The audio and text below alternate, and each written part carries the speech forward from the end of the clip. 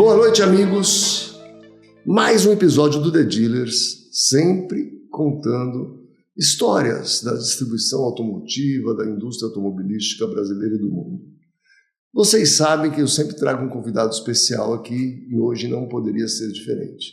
Mas antes da gente começar, eu preciso que você compartilhe esse vídeo, aquela história toda. A gente precisa que você pegue ali e mande para o maior número de pessoas possível, por favor, tá bom? E nós vamos começar nosso The Dealers hoje aqui com uma pessoa que nasceu e cresceu no ramo de usados, trabalhando em concessionárias, mas na operação de usados, que muitas vezes até os titulares ficam meio afastados dessa operação e tudo mais, porque começaram a pegar gosto nos 20 anos para cá, tá? Mas ele vai dar uma visão dele que é muito legal, porque literalmente ele nasceu nesse ramo, e eu estou aqui com o Leandro Caruso, de Sorocaba, trabalha no Grupo Carreira hoje. Leandro, muito obrigado por estar aqui, estou muito feliz com a presença. Eu que agradeço, é uma honra estar aqui, né? Ainda mais com esse programa que eu não perco um.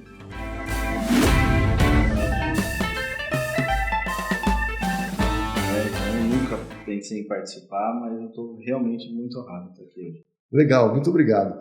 E conta para mim, você começou ajudando teu pai numa loja de carro. Quantos anos você tinha? 14 anos, né? Ele já trabalhava ou tinha uma parceria numa outra loja de carros, de um amigo, e eu sempre acompanhei meu pai para baixo e para cima. Lá em Sorocaba? Em Sorocaba. Né? A gente era de São Paulo, e esse amigo dele era de São Paulo, foi para Sorocaba, abriu uma loja de carros e falou, vem para cá que tá dando certo. Ah, tá, então você nasceu em São Paulo. Eu sou de São Paulo, né, de São Bernardo, para ser mais exato. E aí a gente foi, ele começou, né, a ter um carrinho ou outro, aquela coisa que tinha antigamente. Tem algumas às vezes hoje ainda. E eu sempre ajudando ele e tal, comprar carro, em de domingo de manhã, e vamos, compra, leva, dá aquele tapa, deixa o carro bonito, vende. Até que ele abriu a loja dele, né, e eu fui, como mais um sócio, e eu fui lá como faz tudo. Né? Então, eu lavava, polia, limpava a loja, atendia cliente, a loja só tinha eu de funcionário, era ele, o sócio e eu. Né? Então, a gente ficou lá, o período que ele ficou com a loja, foi em torno de uns 2 anos, mais ou menos, até que ele falou, não dá mais, né? Tá se tornando inviável e tal. Falei, tá bom. Aí, eu fui trabalhar na loja daquele amigo. Ah, que legal. Você sabe, só interrompendo você um pouquinho, me lembrei de uma coisa aqui interessante agora. Um amigo do meu pai falava para mim sempre isso. Ele me chamava de caporalzinho. Né? Caporalzinho quer aprender sobre carro e tudo mais? Começa a alisar. Né? Eu vou te dar uns carros para você alisar aqui. Então eu tinha que ficar lavando o carro e polindo o carro. Lavando o carro e polindo o carro. Porque só você vai entender do carro. É isso aí. Eu gosto bastante de carro antigo. Eu faço questão quando lavar, eu que lavo. Né? Então, assim, normalmente nem lava porque não sai muito, é só passar um pano e é realmente ali que você conhece todos os defeitinhos dele, as coisas que precisa fazer. Aí, eu fui trabalhar nessa loja, passei lá um período, acho que em torno de uns 2 anos também. Fui convidado pela loja do lado, tive uma oferta, pulei o muro, fiquei lá na loja do lado mais uns 2 anos, até que eu tive o convite da concessionária de Sorocaba, né? Que naquela época a gente ia na concessionária comprar carro, né, e lá via aquele, eu vendo se eu vendo tanto, aquele eu vendo tanto, esse aqui eu não vendo, esse aqui eu vou vender para cliente. E eu fazia isso. Né, e era Automec? Era Automec. Santiago? Muito bom. E o Rafael? E o Rafael. Já estava lá o Rafael estava começando. Eu peguei o Rafael começando. Rafael, vou trazer você aqui, tá? Vai ser divertido. E ele até foi o convite partiu do próprio Rafael. Eu não sabia quem era o Rafael, na verdade o avaliador na época sentava numa mesa e o Rafael do lado dele. A gente tratava aqui com o avaliador e sempre tinha o Rafael ali, sempre com um monte de papel, assinando, sempre sério ali, bom dia e tal. E um dia ele quis conhecer, né, me conhecer, perguntou as coisas e tal, e aí ele falou, quanto você ganha? Aí ele falou, você quer trabalhar na concessionária? Era o sonho, né? Brilhou o olho? Brilhou o olho. Eu falei, quero. Ele falou, então tá, não sei o que, vem que você vai ser ajudante dele. Aí eu comecei lá em 2004, 2005, eu comecei como ajudante do avaliador. né? A gente, na época que a Automec tinha acabado de fazer um prédio muito grande de seminovos, né? Era referência na cidade, na região, e logo eu passei a avaliador, né? Eu avaliava, eu via o carro, não dava o preço, né? Eu via o carro, corria pro avaliador, o carro é assim, no papelzinho. Mas você antes estava do outro lado, você comprava da concessionária. Comprava da concessionária. Então, eu vou citar um exemplo aqui para você fazer uma reflexão. O meu sogro comprava carro do meu pai. Meu pai era diretor de um grupo de concessionárias e ele comprava meu sogro de uma concessionária específica ali na Barra Funda. E ele falava assim, olha, aquele gerente lá sempre deu o resultado que teu pai pediu. Mas o apartamento na Riviera de São Lourenço foi eu que dei para ele. Aconteceu bastante. Então, como é que funcionava isso? Como é que você vê isso? Depois a gente vai chegar nos dias de hoje. Porque nunca acaba, né? Mas evolui, muda. Né? E na época eu apenas olhava o carro, que foi justamente para eles vendo eu trabalhar para as outras lojas se interessaram, porque eu era bem detalhista.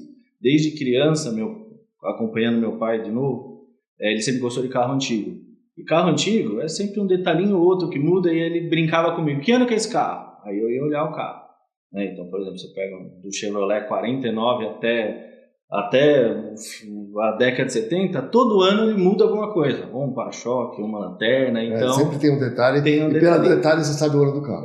Então, assim, a gente brincava e eu fiquei detalhista. Aí, até hoje, eu tô parado no farol, olho um carro e falo, nossa, que carro bonito, né? Sem retoque e tal. Nossa, que carro feio, carro mal pintado. Você sabe que eu tenho a mesma coisa em relação à Fusca, né? Então, eu bato o olho no Fusca, eu sei exatamente o ano, a cor que saiu, a motorização e tal. Fui criado com Fusca, né, a vida inteira, comprei já uns 20. E bate o olho e já vejo, trocou o para-choque. Então, esse aqui é anos 70. Trocou não sei o quê. No Fuscão, por exemplo, no 1500, 72, 73, o 73 não tinha ainda o respiro lateral. O 74 passou a ter. Essa cor é o ocre não tinha naquele ano, começou a ter tal ano. Então, você fica com o negócio... Não é engraçado isso? E até hoje, a vida inteira. Mas imagina que já se passaram 50 anos. E eu continuo olhando os carros na rua, tem menos Fusca na rua hoje, mas eu continuo olhando o carro na rua e falo assim, nossa, isso aqui é tal, olha como é que tá. Tá original, não tá? Eu sou assim com o Opala. A linha Chevrolet, principalmente o Opala, que foi o carro que eu mais tive em casa, meu pai. Meu pai tem até hoje, inclusive. E você sabe que as faixas de carro antigo, isso é muito legal, os preços dos carros antigos, eles valorizam de acordo com a década. Como assim? Quem tem mais poder aquisitivo hoje, tem vínculo emocional com a década tal de 30 anos atrás, está pagando mais naqueles carros que os carros anteriores. Sim. E assim vai mudando. Né? Isso é muito interessante. Eu nunca tinha parado para analisar isso. Né? Então, meu vínculo é com o Fusca, por exemplo. Apesar que eu, na década de 70, andei muito de Opala 250S. Né? Que era apaixonado, o carro mais rápido do Brasil, etc. Ganhava do quadrijet porque era mais leve. Então, assim... cada fase, né, tem um vínculo bem claro e o mercado valoriza com aquela década onde tem mais gente para poder comprar. A gente gosta de carro contemporâneo, a gente que ficou velho, né? Eu gosto dos carros, dos mesmos carros que eu gostava antigamente, eu que fiquei velho. Exato. Né? Então, eu sempre sendo detalhista, eu fui convidado, então eu avaliava o carro, né? Que na época o avaliador falava assim, eu não entendo de carro, eu entendo de fazer negócio. E ele era muito bom nisso, inclusive. E aí ele mandava, Leandro, tem um carro diferente aqui. Às vezes até era a loja dele, né, o 0 km, eu subia para ver para ele, o radinho não parava o dia inteiro. Naquela época a gente vendia muito, né? E aí eu fui me aprimorando, fui, né, agregando mais funções, né? E aí de auxiliar, passei avaliador. Né? Aí eu comecei, depois de um tempo, a repassar os carros também, junto com ele, né? E como é que era? Naquela época era pacote, só se vendia em pacote, né? E assim, eu repassava e só que eu no caso, eu vendi esse carro X pro fulano Y, portanto, acerta lá. Acerta lá. Né? Ele era o banco, vamos dizer assim, né? O financeiro. né? Mas tem uma época que o concessionário, sempre que precisava de dinheiro, teve várias fases, né? A indústria automotiva do Brasil, da distribuição, onde ganhava mais dinheiro ou menos dinheiro, mas sempre que precisava de dinheiro, assim, escolhe 5, eu preciso de 5 milhões de pagar a conta hoje, escolhe aí 10 carros usados, vê um ED.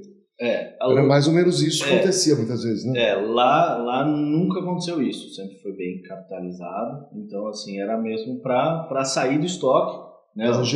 Fazer girar, na época o mercado muito aquecido, né? Se vendia o triplo que vende hoje uma concessionária, e a gente precisava pôr carro para fora, né? Justamente o que não valia a pena, né? Ou ficava muito caro para arrumar, a manutenção da concessionária sempre foi mais cara, né? Então a gente saía desses carros, mas assim, logo eu comecei a fazer outras funções que eu não queria mais repassar carro, não queria mais avaliar, não queria, né?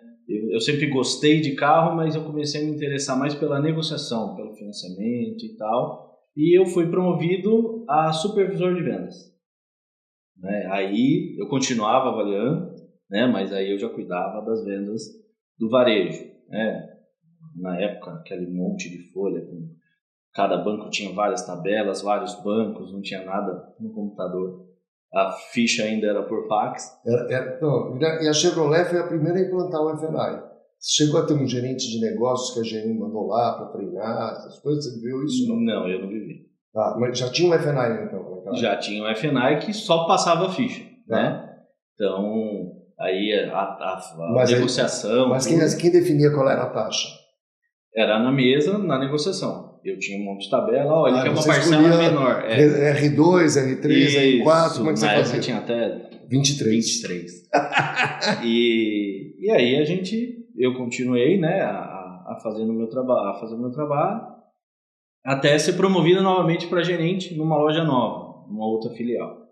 E aí fui me desenvolvendo, aí voltei foi em Itu, voltei para Sorocaba, mas como supervisor da maior loja, né? Eu era supervisor, né? Era auxiliar do gerente na época, que hoje é o diretor de lá. E sempre me interessando pelas coisas, sempre fui muito curioso, né? Então, por exemplo, eu entrava numa oficina, eu queria ver. Eu entrava numa funilaria, eu queria ver como funcionava. Até hoje, eu vejo alguma coisa, eu procuro na internet. Como que é isso? Sou curioso, né? E eu tenho essa curiosidade de conhecer as coisas e sempre de melhorar, né? Como eu posso melhorar isso? E aí a gente abriu uma outra filial em Sorocaba mesmo, e tinha, só que não era só Chevrolet, era Suzuki também. E aí o Rafael falou, viu, vai para Suzuki. Eu falei, mas nunca vi uma moto. Aprende. Aí foi uma virada de chave, vou trocar meus lojistas de carro por lojista de moto, né? Vou pegar as informações com eles e tal. Na época eu tinha uma equipe muito boa, que conhecia bastante de moto, que já era antiga ali. Fiquei muito próximo deles para aprender ali a negociação também. E fiquei lá um tempo, até virar o gerente da concessionária, da GM, né? Que era o meu foco, né? Era o meu alvo. E fiquei lá de gerente dessa unidade. Eu era muito novo na época, nisso a gente está falando que eu estava com 21 anos. 21 anos? 21 anos, com um belo salário, um belo carro. Já estava com a vida ganha. Achava que estava com a vida ganha. É sempre assim. Né? Então, estava sempre querendo me aprimorar, mas né, naquela época, hoje com o conhecimento, com a carga que a gente tem, a gente acaba assim, lembrando que poderia ser melhor, né? Poderia ter dado mais foco nisso, mais foco naquilo. E aí, da Automec, em 2008, eu tive um convite para a Brunhese, que inclusive a loja era praticamente do lado. Né? Eu tinha muitos amigos que trabalhavam lá. Falou, vem para cá, tem uma vaga aqui e vai encaixar. Você foi trabalhar com o Luiz Reze. Trabalhar com o Luiz. Um parênteses, porque ele sempre fala que eu falo mal dele aqui, e agora eu vou elogiar, né? Porque o Luiz, além de ser uma pessoa querida, amiga, meu irmão, né, é um grande empresário. Viu, Luiz? Elogiei pela primeira vez, elogiei você aqui. Quem sabe agora você vem, tá bom? Obrigado. Realmente é. E aí fui trabalhar com o Luiz em 2008, Ele estava começando na Hyundai ainda, né? Não tinha aquele prédio bonito, não tinha nada, os carros ficavam meio juntinhos ali uns dos outros, do ladinho da Volks. E ali fiquei muito pouco tempo, acho que foi em torno de 6 ou 7 meses, e veio a crise de 2008, né? Na época eu até elogiei ele, porque ele teve uma postura muito, muito legal com os funcionários e tal, chamou todos, falou, gente, ó, não vou mandar ninguém embora, mas apertem os cintos que a gente não sabe o que vai acontecer.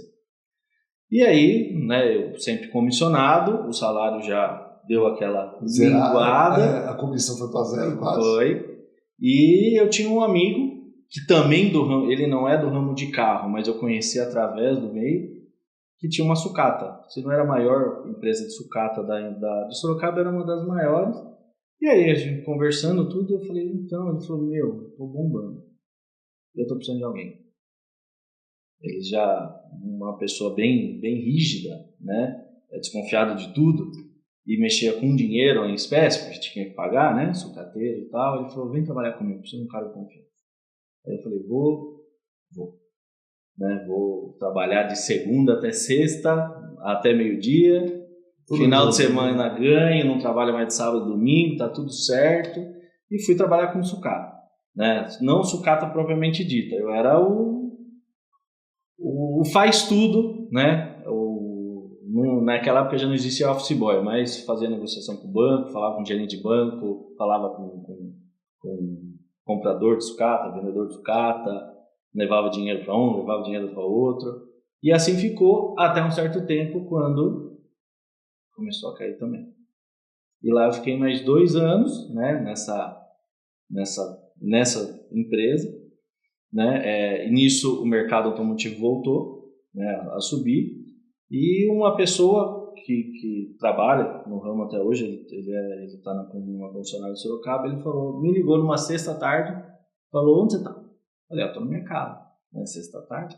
Ele falou, quer voltar pro ramo? Falei, quero. Falou, vai na Kia, na concessionária Kia, de Sorocaba, porque eu fechei... É o Bicudo. Não, na época já era Canorte. Ah, já era Canorte? Já era do Paulo Burti.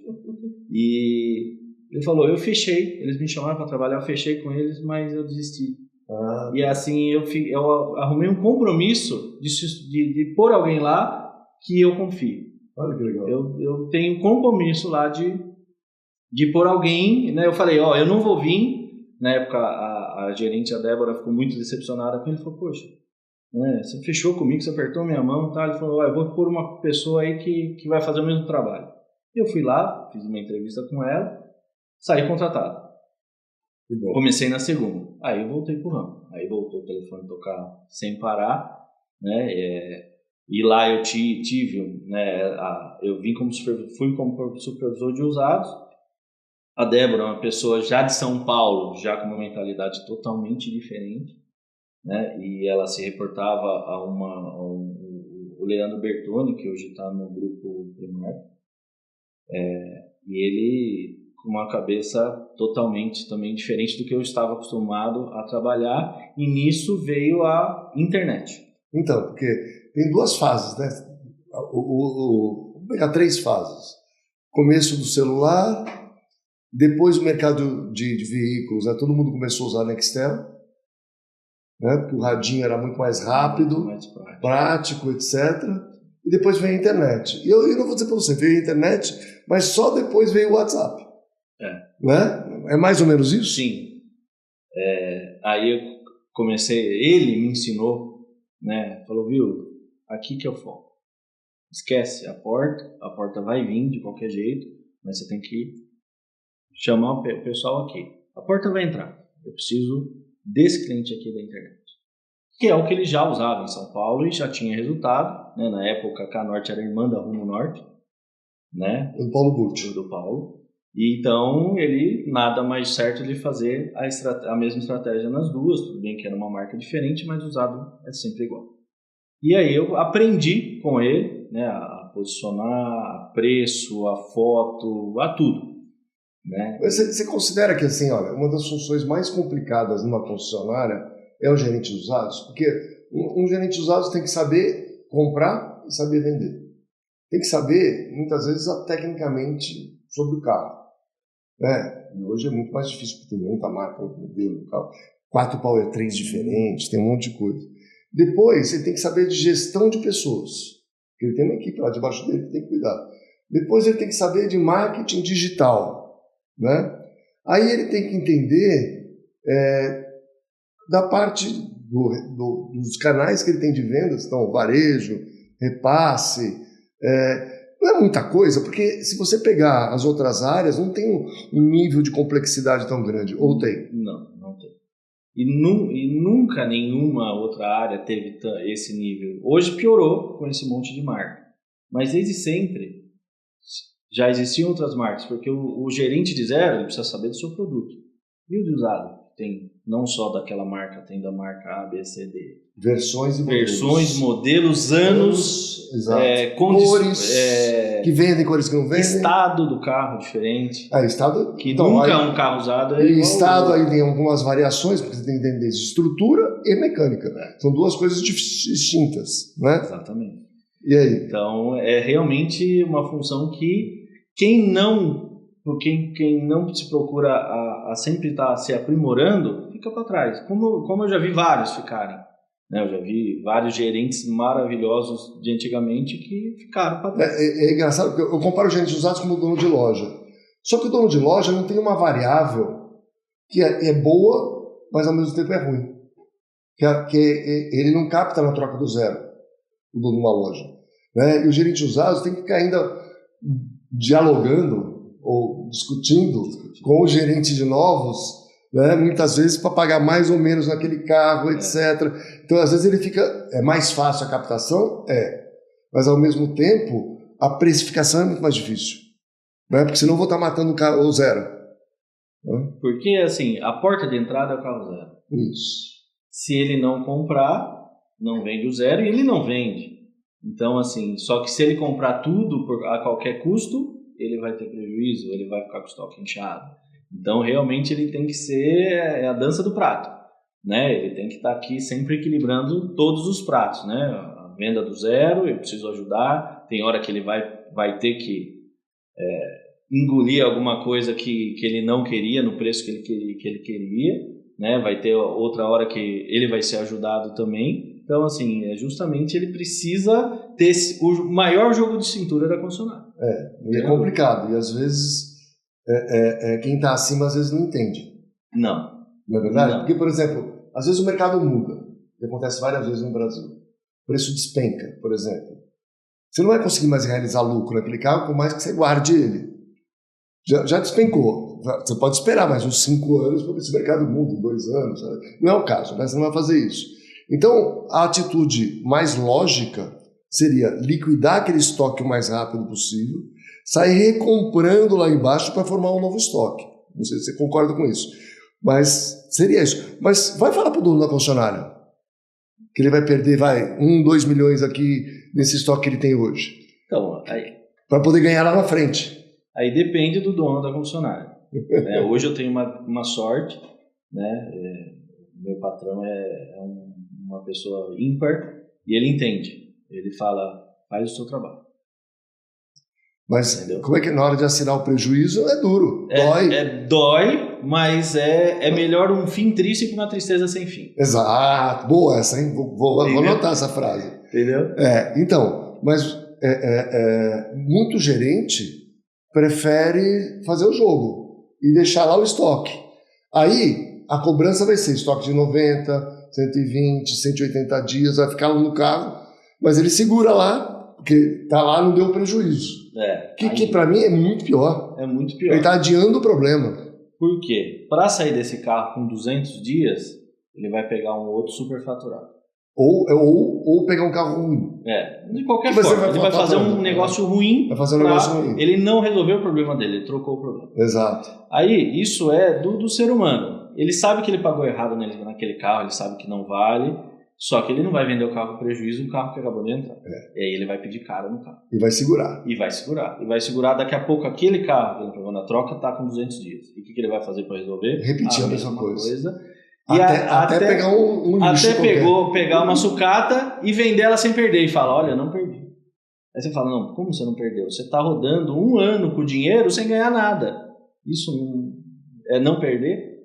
Em vez de você resolver o problema lá na frente, você perdeu 5, 10 mil reais, pegou essa sequência de trocas saudáveis, ganhou dinheiro em todas, quanto você ganhou no final dessa conta?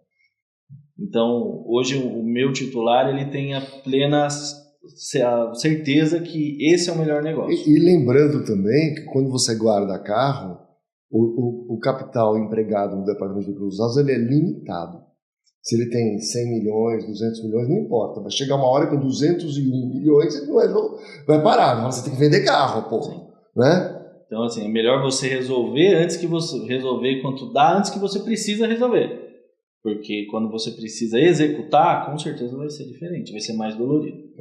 Então, assim, resolva. Né? Eu sou totalmente contra carro velho de estoque. Mas ele é bom, mas a KM é baixa, mas não tem explicação. Se ele está há 200 dias aí, ele tem que ir embora, de alguma forma. Né? Então, eu sou totalmente a favor disso. Muito bom. E aí, voltando, eu passei esse tempo na Kia, né? na Canorte, fazendo lá o trabalho com os seminovos, aprendendo não só um mercado novo, né? Porque eu estava fora, mas com a introdução da internet e também uma marca nova, né? Porque a Kia já trazia umas trocas diferentes do que eu estava acostumado 2 anos atrás de Volkswagen e GM. E fiquei lá também, sempre executando o meu trabalho, até que, e sempre atendendo o lojista, tudo, e o meu antigo diretor, que hoje é meu diretor novamente, o Rogério, ele me ligou. Leandro, posso passar e conversar com você? Pode, hoje. Uma honra. E a gente conversou, ele falou, tô a fim de abrir uma loja de carro com um sócio.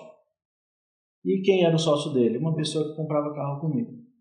E aí ele falou, só que ele é aquela pessoa que compra e deixa nas lojas. Ele só investidor. Só investidor. Ele falou, eu tenho o meu cargo, sou diretor da Automec, vou falar para todo mundo que a loja é minha, ele tem a vida dele, a loja, quem vai tocar é você. Você aceita? Porque ele falou que ele só abre se você tocar.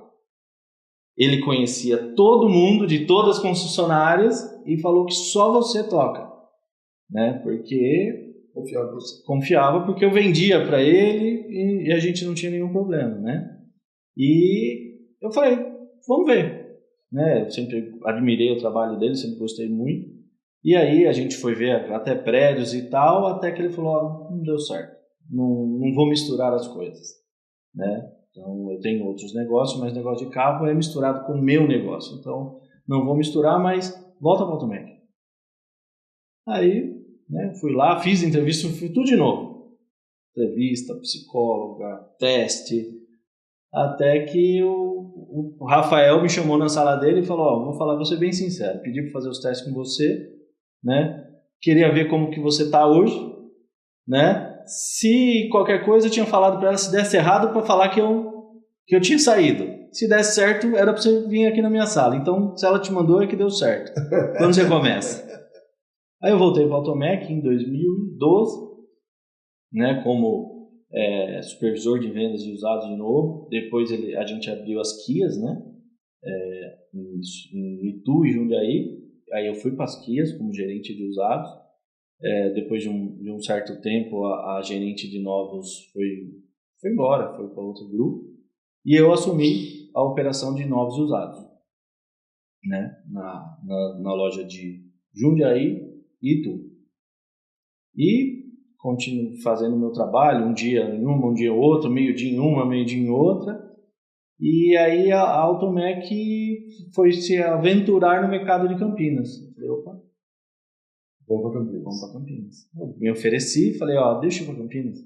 Né? Sempre uma praça maior, vou aprender mais. E eu falava, tá bom, vai lá. E fui eu e o Robson Spaluto. Né, o Robson era novo no grupo, tinha acabado de sair da Bronrese e do Automec, e a gente foi lá, abrimos a Renault Concorde na época, a Automec Concorde, esqueci o nome dele. Mas a gente abriu lá, ficamos lá um bom tempo, até que ofereceram uma outra loja em Indaiatuba para o Robson, na GM. O Robson lá mais perto, tô com um filho pequeno, tudo, eu vou aceitar. E para mim falaram, Leandro, volta para a Kia, por favor. Aí eu voltei para as Kias, né, novamente. E na Kia eu fazia um trabalho, apesar de cuidar do zero e usado, como não era uma marca de volume, eu tinha um foco no usado. Para fazer o volume no usado. Para fazer o volume no usado, para suprir o que faltava no zero. Né? Então, normalmente, até a operação, o que ganhava em uma era para tampar o buraco do outro. Né? Então, e quando você conheceu a Autoavaliar? Foi nessa época? Não? Foi exatamente nessa época. Ah, é? Exatamente nessa época. Porque até então, eu trabalhava com a Autoavaliar na parte de avaliação. No repasse, né, no B2B, a gente fazia como fazia há vários anos, continuava aquele sistema, né? E aí, como eu trabalhava nessas duas lojas, o Diego, que tinha acabado de ser contratado por vocês, ele começou a me visitar bastante, né? Tanto, como diz ele, para aprender, né, quanto para me ensinar. Então, ele passava assim, dia sim, dia não, praticamente, em uma das duas lojas. Que legal. E aí, como que tá, tal, eu vi que você anunciou, eu vi aquele carro velhinho lá, vamos anunciar. E até um dia que eu falei para ele, viu, aquele carro velhinho ali era isso eu nunca vou esquecer. Era uma L200, mas era o que sobrou da L200. Eu tinha pego numa troca de uma Carnival usada. Mas o carro era extremamente ruim, usado. Custava o preço que tinha que custar, mas era ruim. Já tinha ligado para todo mundo, mandado foto. Ninguém queria. Falou, viu, mas como está o anúncio? Eu falei, que anúncio? Que anúncio? Ele falou, vamos anunciar, eu e você. A gente anunciou. Vendi ela no dia seguinte para o Sul. Olha só. Com lucro ainda. Olha que legal. Aí... Você não acha que é justamente isso, né? Acho que o grande mérito do Autoavaliar foi ampliar os horizontes, né? Porque assim, a gente, no dia a dia, a gente quer o nosso mundo. Se você ainda repassava do modo antigo, você tinha, meia dúzia, às vezes 10 lojistas no máximo, que você tinha um relacionamento mais próximo, né? E porque não dá mais para fazer, né? Não. E aí, quando você abre o leque, né, um mundo de oportunidades, o Brasil num país continental, diferenças de preços, diferenças de uso, diferença de aplicação para o carro, muda todo o jogo. Exatamente. Por quê? Por mais que eu tivesse uma lista grande de parceiros lojistas, não é nem 1% do que está cadastrado no Autoavaliar. E o mercado é soberano, não sou eu que dou o preço, não é você. Eu quero um carro, eu quero X no meu carro. Não, se estiver fora do mercado, você não vai vender. Não vai vender. Por melhor que ele seja, por mais exclusivo que ele seja, talvez uma exclusividade, sim. Mas não é. Quem dita é o mercado. Exato. Não é o Zé, não é o João, não é ninguém. É. Então, assim, e lá é o mercado. O mercado não se faz com uma ou duas pessoas, né? Se faz com o mercado, com milhares. E aí, falei, nossa, funciona. E aí eu falei, vou anunciar uma outra coisa que está encalhada. Anunciei.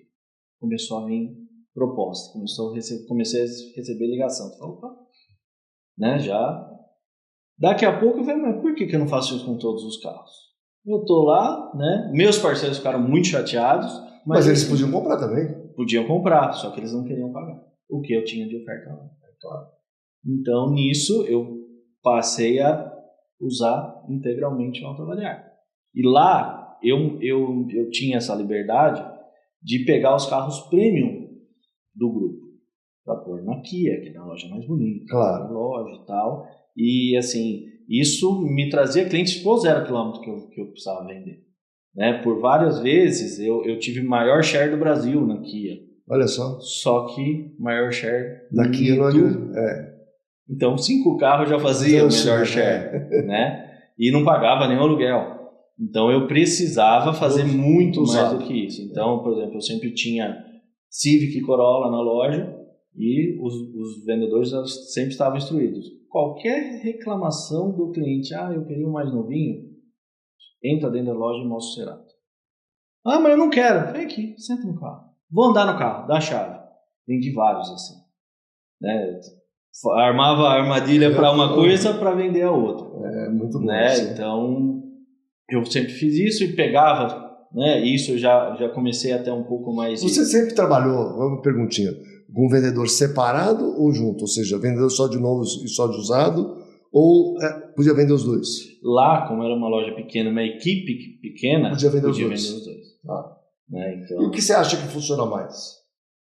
Eu acho que zero e usado separado funciona mais. Porque eles têm um pouco mais de foco. E por que o pessoal, vou dizer, eu sei mais ou menos a resposta, mas eu queria ver a tua opinião, coloca os melhores vendedores no zero e não coloca no usado? Porque é a porta de entrada. Qualquer titular vai dar sempre a prioridade para o zero. Mas isso que é que a montadora faz a cabeça dele de alguma forma. Porque se a gente parar para analisar, ele consegue, além de a gente falar aqui que é um departamento mais complexo, ser uma pessoa mais preparada ali, você entender do negócio e tal, ele pode ter maiores margens no usado. Ele tem. Porque ele define quanto ele vai comprar. Né? De certa forma, ele põe o preço na compra. Não é quando você compra na fábrica, você não tem essa opção. Então, por que você acha que não muda esse negócio nunca? Porque é uma batalha minha, entendeu? De você colocar, não necessariamente os melhores vendedores, bons vendedores, tanto quanto de zero, no departamento de usados. E o departamento de usados ser tão arrumado quanto de zero. Porque muitas vezes você tem lá o de zero, aquele luxo todo, que é o brand retail da marca, negócio bonito e tudo mais. Aí tem um galpão onde ficam os usados. Aí uma salinha, às vezes um aquáriozinho com ar-condicionado. Eu estou falando, você tem certeza que você está imaginando alguma que você já trabalhou, já viveu. Tá? E fica ali, fala assim, mas por que o tratamento é tão diferente? Porque o cliente do usado é cliente de segunda categoria? Né? Então, entendeu o que eu quero dizer? Isso, quebrou essa cadeira, põe lá no usado. Ou pronto, esse exemplo é bom. Essa cadeira está ficando velha, troca com a do usado. Troca do usado. Põe a nova aqui no zero, manda para o usado. Isso acontece ainda, mas eu vejo que está aos poucos mudando. Né? Tem muitas concessionárias que, como eu fazia na Kia, o foco maior é no usado porque ele consegue...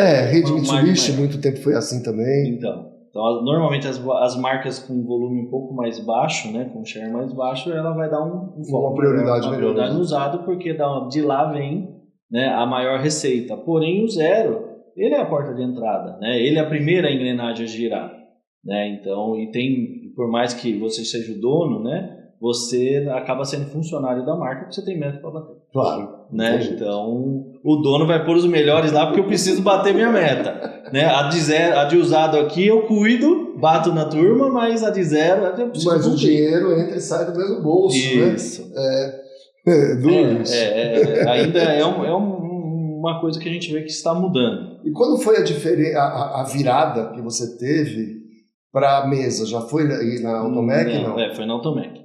E aí eu comecei a usar bastante, né, só usar o B2B da Autovaliar, né, comecei a ter resultados muito maiores, porque é o que você falou, eu expandi meu mercado. Né, então comecei a ver que era um leilão, que dois lojistas disputando o mesmo carro, né, comecei a trabalhar, viu, comprei já, põe mais para baixo, põe mais para cima, meu tempo de leilão. Né, o primeiro anúncio que eu fiz, eu pus o tempo de leilão de 7 dias. E o Diego falou, o que é isso? Eu acho que é legal destacar até o trabalho do nosso pessoal de campo, né? Porque eles vão lá para ajudar realmente. Eles sentam, né? Você é testemunha disso, você pode até falar sobre isso, porque nosso objetivo é fazer você ganhar dinheiro, você trabalhar melhor, você ter mais resultado, porque aí você vai ficar feliz com a gente e vai continuar com a gente, né? Então o pessoal se esforça no campo muito para fazer isso. E eles conseguem, né? Eu acho que em alguns lugares eles podem ter um pouquinho de dificuldade, que a pessoa ainda tem a mentalidade antiga, mas a hora que a pessoa vê, peraí, se eu posso vender meu carro para 50 mil pessoas, por que eu estou tentando em um? Né? Aí você começa a pensar, mas por que essa resistência? Aí você já abre o leque para vários pensamentos, né? E aí eu estava, a Kia, infelizmente, como foi a época do incremento do imposto, a Kia começou a cair o share dela no Brasil. Antes ela estava em torno de 3%, ela foi caindo, hoje não chega nem a 1%. E aí o Rafael, depois de uma Fenabrave, foi me visitar e ele falou com você. Ah, é? Ele falou assim, o que você acha de a gente fazer uma mesa? Falei com o Caporal na Fenabrave. Eu lembro isso mesmo. Em 2019. Acho que é 18 ou 19? 18, eu acho. 18 ou 19, que logo veio a pandemia. Falou assim, a operação aqui não dá mais. Vamos fechar e você saindo daqui vai para lá. Você faz uma mesa para mim. Vamos centralizar tudo, avaliação, repasse, num lugar só. Vamos. E aí, eu sem entender nada da mesa, né, como funcionava, fui atrás do Diego, me ajuda. Não, eu vou te ajudar, vou te dar vários exemplos, eu vou marcar visita se você quiser e tal. E aí implantamos a mesa. Então explica o que é a mesa. Mesa de avaliação, né, na época, até hoje, né, uma mesa de avaliação e repasse. Todas as avaliações do grupo passam por ali. E o repasse só é feito por uma pessoa ou por uma equipe dali. Né, não mais pelo gerente da loja onde está o carro. Mas a pessoa que está lá na mesa determina quanto vai pagar no carro, baseado em quê? E o gerente de novos, como é que fica nessa situação? Então, aí tem várias nuances, vamos dizer assim. Por quê? Eu sei que tem mesas que são travadas, né? Que pagou 10, o gerente de novos precisa de 12, ele que lute, ou com o cliente ou com a mesa. E tem algumas que negociam mais e tem algumas que o gerente de novos impõe. Isso aí. Tem os 3 tipos. Tem os 3 tipos. Então, assim, né, até meio controverso, eu sou a favor da mesa liberal. Né? Porque, assim, a mesa sempre vê o carro como... Com autonomia, se quiser. Com autonomia. Total autonomia. Porque, só para esclarecer também quem está ouvindo a gente, né? Hoje o mercado de veículos usados é como se fosse uma bolsa de valores, né? E você tem que saber, a variedade é tão absurda de ofertas, e o momento que você está comprando aquele veículo, por quanto o mercado está pagando, quanto não está, você precisa de uma série de informações que não pode ficar na subjetividade mais. Sim. Então você tem que ter lá algumas telas para olhar os dados, e aí sim, em cima de dados objetivos, tomar a melhor decisão. E você tem ali quanto o grupo vendeu esse carro nos últimos tempos, quanto ele pagou, quantos carros tem em estoque daquela marca, ano e modelo.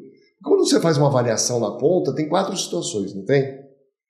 Comprar o carro para aquela loja, comprar o carro para o grupo, repassar o carro, não dá negócio. Né? Então, a mesa tem que tomar uma dessas 4 decisões. Né? Só dá para tomar essas decisões sem amor, sem sentimento, baseado em dados. Porque assim, eu já tive loja de carro usado, então eu sabia, eu falava assim, não, para cada 10 desses eu vendo um daquele. Então não posso pagar isso nesse carro, etc. Mas ficava no meu subjetivo, que uma vez eu comprei aquele carro, ficou encalhado não sei quanto tempo, isso foi uma dor danada para mim, e essa dor hoje eu trago para os dias de hoje. Eu brinco, se você trocar, você tem um grupo, 10 concessionárias, 10 avaliadores, né? Se você trocar eles de lugar, muda o estoque.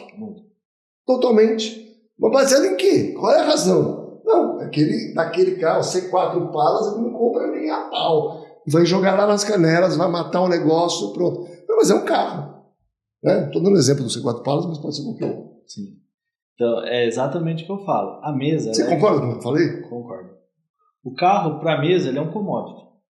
Exato. Uma bolsa de valores. Ele é um commodity. A mesa tem que ser fria e calculista. Simples assim. O gerente, ele está na emoção. E aí ele pode fazer, né, alguma coisa que depois vai dar prejuízo para a loja, enfim. E a mesa, ela fala, o correto de pagar é X. Se você quiser pagar mais, porque o gerente ele precisa ter o jogo de cintura. Claro. Porque apesar da mesa ser gelada, ser fria, a gente está lidando com pessoas. E pessoas, todo mundo é diferente de todo mundo. Então, assim, o gerente, por isso que eu sou eu sou a favor da mesa não ser travada. Então, assim, o gerente lá, ele tem que ter a autonomia dele, porque ele está vendo o negócio. Eu vi o mercado, eu passei para ele está vendo o negócio. Viu, peraí, esse cliente aqui é o 8º carro que ele compra comigo na vida. Eu não vou pagar 1.000 a mais no carro dele, vou ter uma margem menor, mas, viu, eu vou fidelizar meu cliente mais uma vez. Claro. Entendeu? Então, assim, Por isso que eu sou a favor dele ter... Mas você não opera a mesa, tem pessoas operando lá. Sempre tem pessoas, eu tenho meus meninos que operam a mesa. Então, e os meninos, eu brinco, porque concessionário do Paraná, na Fenabrave desse ano, chegou para mim e falou: Caporal, preciso de um cara craque para mesa, etc, etc. Eu falei: olha, se ele tiver uma boa formação, souber fazer conta, souber que é um investimento, souber calcular retorno sobre investimento, etc., ele não precisa ser do ramo. Não precisa ser do ramo. A gente vai treinar ele no ramo, mas ele não precisa entender de carro usado. Ele precisa entender de números, né? Precisa saber fazer conta, precisa fazer uma análise, muitas vezes estatística, etc., porque ele vai dar um preço. Alguém lá na ponta está entendendo do carro, né? Vai vir a informação para ele, a pessoa da ponta tem que dar uma informação fidedigna, né? O carro está com problema assim ou não está, tem um detalhe ali, outro aqui, e ele vai simplesmente só dar o preço. Então você pode pegar alguém da tua região, da tua cidade, mas que tenha uma boa formação, que entenda de fazer conta de investimento, porque o que você faz é pegar dinheiro, colocar em carro e depois voltar dinheiro, né? Nesse meiozinho aqui o cara só tem que fazer conta. É isso mesmo ou você acha que eu estou sonhando? Exatamente isso. Nessa última mesa que eu montei, eu montei a mesa do zero, não tinha ninguém e tal, e eu pedi até para o titular, falei, preciso achar pessoal, né? Vou ver vendedor com mais experiência, que já não aguenta mais atender cliente e tal. Ele falou: negativo. A gente não. Eu fui contra. Ele falou: faz o que eu estou falando. Se não der certo, você faz o que você está falando, mas tenta a minha ideia. Ele estava certo. Nenhum dos meninos que operam na mesa hoje é do ramo. É do ramo. Nenhum. Né? Eles são realmente operadores, né? É o que ele faz. Fazer a conta mediante a números, né? Ele tem lá os informativos dele e ele dá o preço vendo informativos de mercado, né? Histórico, a gente usa bastante histórico de venda, né? Então ele realmente faz isso. Ele não tem o conhecimento, não corre o perigo de ele falar: nossa, C4 palas é muito problemático, vou pagar muito baixo. Porque ele nem sabe se é problemático. Ele não sabe. Exato. Né? Ele não sabe. Para não falar, tem um ali que não era do ramo, mas ele gosta muito de carro. Aí ele entende um pouquinho. Ele entende um pouquinho. Né? Ele gosta muito de carro. Ele tem tatuagem de um Fusca aqui no braço e tal. Ele adora carro, mas ele nunca teve ele não era do comércio de carro. Né? Então, assim, e a mesa é sensacional. E é claro que você precisa de alguém acima, como você ou outra pessoa, que tenha uma noção do todo, né? Ele tenha uma visão do cenário geral e tal. Mas na hora de precificar, não é você que vai precificar. É a pessoa ali, baseado em fatos e dados, ela vai pegar a informação e falar assim: é tanto. Né? E esse carro é bom para vender na loja tal, né? Se for o caso. Né? Porque muitas vezes eu trabalhei num grupo que tinha concessionária Audi e Volkswagen. Muitas vezes a gente tirava da Volkswagen e botava na Audi para vender mais caro. Ou aquele carro tinha um perfil da loja tal, da Audi. Né? Então, ele já sabe mais ou menos isso, porque baseado em dados, não é que ele acha. Ele vai olhar lá e falar assim: não, esse carro na Audi vende melhor. Eu compro esse carro para botar ali, por exemplo. Sim. Né? Isso é que hoje, com a internet, os espaços ficaram curtos. Então, assim, você não precisa mais pôr onde passa. É lógico que, né, se você colocar o produto certo no lugar certo, a chance é muito melhor. Mas hoje com a internet, a pessoa vai onde está, né? Hoje, eu quero um carro tal, eu quero um carro premium, vou lá na Avenida Europa. Não, você vai na internet aqui, ó. Por coincidência pode estar na Avenida Europa, mas não, eu tô aqui, ó, vou lá. Né? Então, isso é feito ainda, né? É lógico que, às vezes até por espaço, né? A loja X está cheia, manda para a loja Y. Né? Lá não tá, né? Lá a captação de zero é um pouquinho menor, então aqui mando para lá. Mas a avaliação, ela tem que ser sempre fria, ela tem que ser primeiro sem emoção, primeiro preço, depois que vai fazer, e depois isso é medido, né? Lógico, né? Qual foi o aumento dessa loja? E eu sempre cruzo os dados com o lucro, com a margem de venda. Então, a margem de venda dessa loja foi menor, daí eu vou lá, mas lógico que ele aumentou mais a avaliação, né? E isso eu uso para medir o próprio desempenho da mesa. Porque se eu tiver uma loja que aumenta X e mesmo assim ela tem uma margem boa, eu falo, a mesa pagou baixo. Até hoje não aconteceu. É importante você falar isso, porque assim, sempre ter a melhor margem pode não ser o melhor negócio. Porque você está espantando o cliente na ponta. Sim. Né? Pagando muito lá embaixo, como no jargão nosso diz nas canelas, né? Você espanta cliente. Então, quem faz o preço é o mercado, o cliente hoje tem mais informação que antigamente, e ele sabe mais ou menos onde ele pode chegar. Se você chuta muito, ele vai numa loja do lado e o cara pagou 1.000 a mais e vai acabar fazendo negócio ali que você podia ter feito. Isso acontece muito, né? Muito. Acontece muito. Né? Então, você tem que pagar o correto. Nem mais e nem menos. Você tem que pagar o correto. Ah, mas ele teve X. Ou pagaram errado, que acontece. Né? Pagou, viu, vão ter problema. Né? Esse negócio eu não vou fazer. Não dá pra fazer. Deixa o negócio ruim pro meu concorrente. Então, é aquela parte que eu falei da quarta opção, não deu negócio. Então, isso acontece ainda, né? Mas quando você paga o correto, não tem como no final do mês dar errado. Você tem que pagar o correto, né? E sempre, uma coisa que eu falo lá, quando a margem do carro, ela não pode variar, ela tem que variar pelo custo do carro.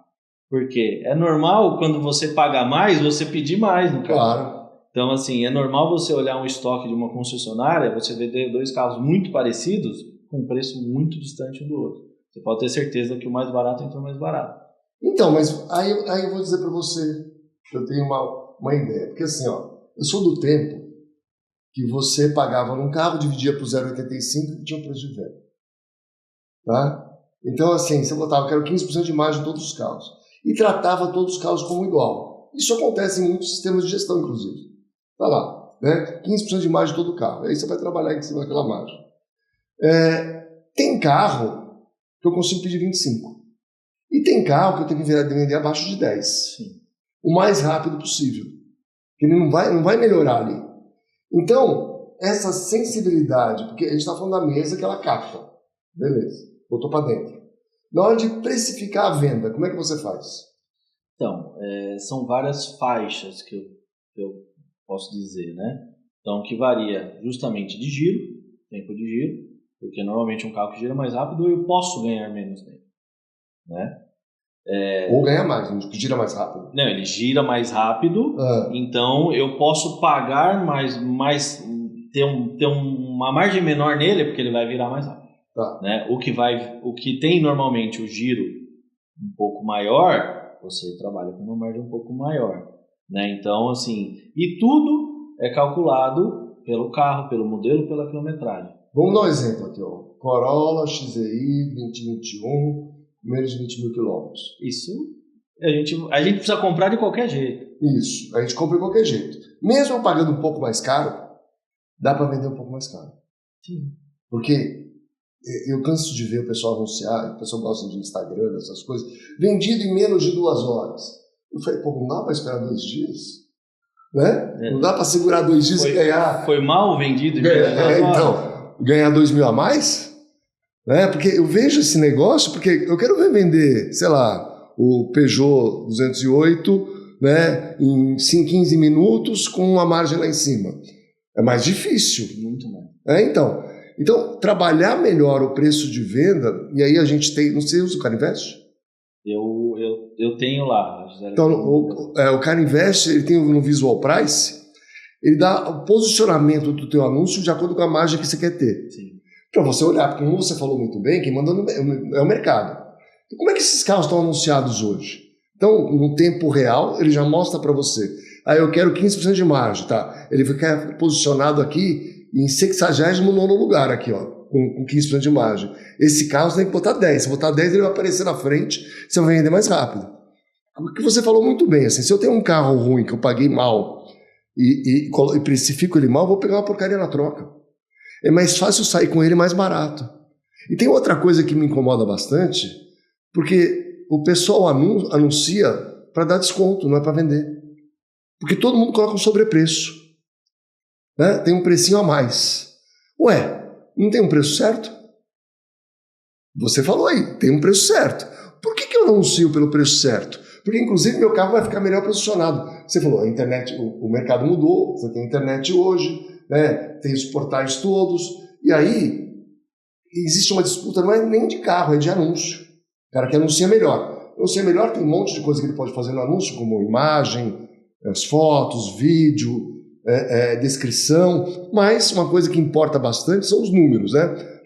Ano, modelo, quilometragem e preço. Os números que tem ali, né?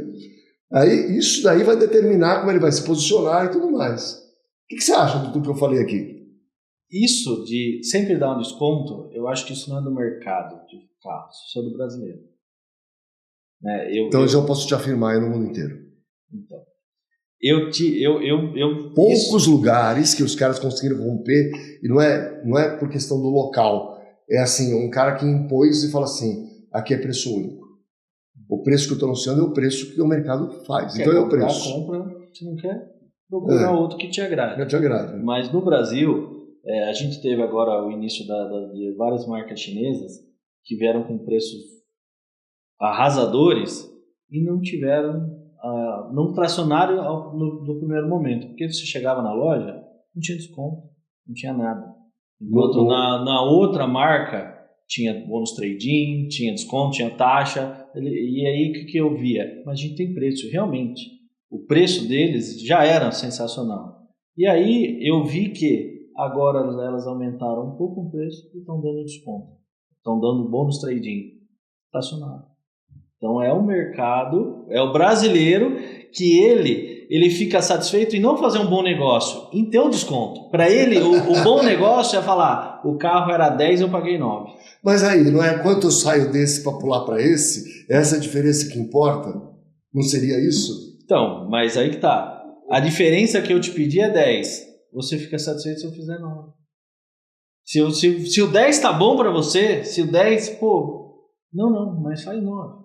É o chorinho. É o chorinho. É o chorinho. Não tem jeito. Isso, né, é lógico, você tem que precificar, vender o carro por aquilo, mas assim, a gente sempre leva em consideração, viu? Ele está pedindo 69.900 nesse carro aí, que é ruim de vender, mas chegar alguém e pagar 65, ele entrega.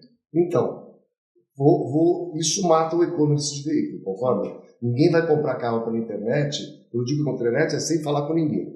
Cliquei e comprei. Ninguém vai fazer isso sabendo que tem um choro quando chega no funcionário na loja. Então, eu vou lá para negociar. Mas eu queria que você fizesse um teste, eu vou dar uma sugestão para você. Você escolhe aí 2 carrinhos e anuncia pelo preço certo e não dá desconto. Compara com o resto do estoque quanto tempo gira. E começa a dar uma olhada nisso daí. Faz esse exercício, porque eu sei que você vai gostar. Eu não vou falar que eu faço isso sempre, tá? Mas eu posso te provar que aquele carro, ele vai ter muita oferta, né? Porque eu vejo que a pessoa que manda, às vezes, 10 mil a menos, ela que compra o carro. Mas ela começou mandando 10 mil a menos. E é isso que eu falo. Até semana passada teve um episódio com um lojista, ele estava em leilão com um carro, e daqui a pouco ele me ligou, Leandro, o carro sumiu. Eu falei, eu fiz um compra já. Um outro me ligou, me ofereceu a gente negociou um valor. Mas você está falando do repasse. Eu já estou falando do varejo. Pensa no varejo, hoje.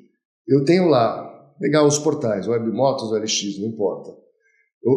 A pessoa normalmente aperta o botão do menor preço para o maior. Sim. Certo? Aí ele vai comparar a quilometragem, os anúncios, etc. É assim que todo mundo faz.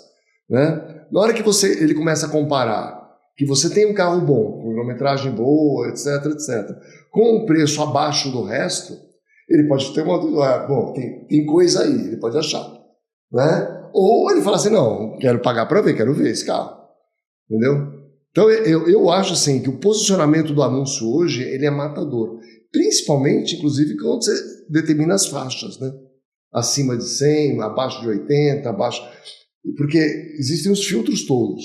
Né? E às vezes você não aparece na busca da pessoa por causa de R$100.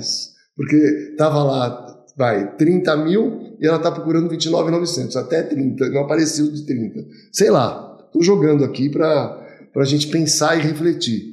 Porque assim, eu acredito piamente que, como você falou, que o preço regula o mercado, e se a gente tivesse um preço justo, aí sim, um preço certo, não sobrepreço, a gente giraria mais rápido e daria para fazer e-commerce no futuro. Seria bom, né? É que tem que mudar todo o mercado. Ninguém quer ser o primeiro. Então. Ninguém quer ser o primeiro. Talvez aos poucos, né? Exato. Tem 320 carros anunciados. Vou fazer em 20. Isso. Não vou aceitar a oferta, quer aquele preço. Testa. Né? Então, assim, mas ontem mesmo eu tive um amigo de outro grupo aí que ele falou: Leandro, eu tô com muito problema nesse carro, não vende. É um carro bom de venda, só que o carro dele tá em mau estado, muito ruim. E eu fui ver, eu falei: mas você tá pedindo muito barato. Muito barato. Ele falou: mas eu quero sair, mas viu, o pessoal chega aqui e manda menos ainda. Eu falei: sobe o preço do carro. Revaloriza. Valoriza ele, né? Aí, isso, ele me ligou ontem para contar. Ele subiu em R$5.000 o carro e vendeu pelo preço que ele estava pedindo. Olha só. Por 5 mil a menos, porque aí ele teve uma oferta. Né? E tem, o caso que eu ia contar. Eu fiz um compra já de alumínio, o cara me ligou: Leandro, pelo amor de Deus, cadê o carro? Eu falei: viu, vendi. Não, era presente para minha namorada. Eu falei: mas por quanto você vendeu? Vendi, eu acho que por uns 4, 5 mil a mais. Eu falei: mas por que você? Eu pago. Eu falei: mas por que já você foi, pagou antes? Não, mas já prometi para minha namorada, mostrei foto. Eu falei: amigo, agora não dá. Né? Então isso realmente acontece. Muito legal. Infelizmente acontece, e eu acho que é o mercado que a gente vive. O brasileiro gosta de levar vantagem. Né? Ele, se eu for lá, a etiqueta tá 10 pode ser, mas será que ele não faz 9? Ele fica mais satisfeito ainda. Né? Então isso aí é uma coisa que poderia mudar. Né? Eu assisto bastante série, essas coisas na TV, e vejo, e o YouTube, como eu pego o trânsito todo dia, então podcast, todos, mas podcast, as coisas, e vou lá vendo no carro. E nos Estados Unidos, quando você vai comprar uma casa, no final eu vejo que a maioria das vezes o vendedor está pedindo X, ele vende a casa por X mais 10. Não, olha, né? Não, mas tem negociação. Tem. E o imposto é a parte. Porque é o que a gente vai viver o ano que vem, a partir do ano que vem. Né? Não vai ser de cara, mas é assim: o carro você vai vender por 100 e o cliente vai pagar 110. Tá? Isso a gente vai começar a viver isso. Que todo mundo é assim. Isso eu morei nos Estados Unidos e negociei muito carro lá, e eu sofri muito com isso, porque a minha cultura era totalmente diferente. E eu achava um absurdo o cara acrescentar mais 8% no valor do carro. Eu falava assim: mas como assim? Eu já não negociei com você, não acertei. Mas é cultural. É cultural. E a gente vai ter essa virada, que vai ser difícil para todos nós, né? Porque para o próprio consumidor, ele está acostumado com um imposto embutido. Né? Quando o imposto for destacado, você fala assim: o meu preço é 100. Você vai pagar 110 porque tem 10 de imposto. E aí vai ser uma loucura. Nós vamos aprender a lidar com isso. Pessoal, muito obrigado, Leandro, por estar aqui. Vou te dar um presente, vou te dar um vinho italiano aqui para você ter vindo. Tá? Na próxima vez você me traz coxinha da Real. Muito obrigado, viu? Valeu.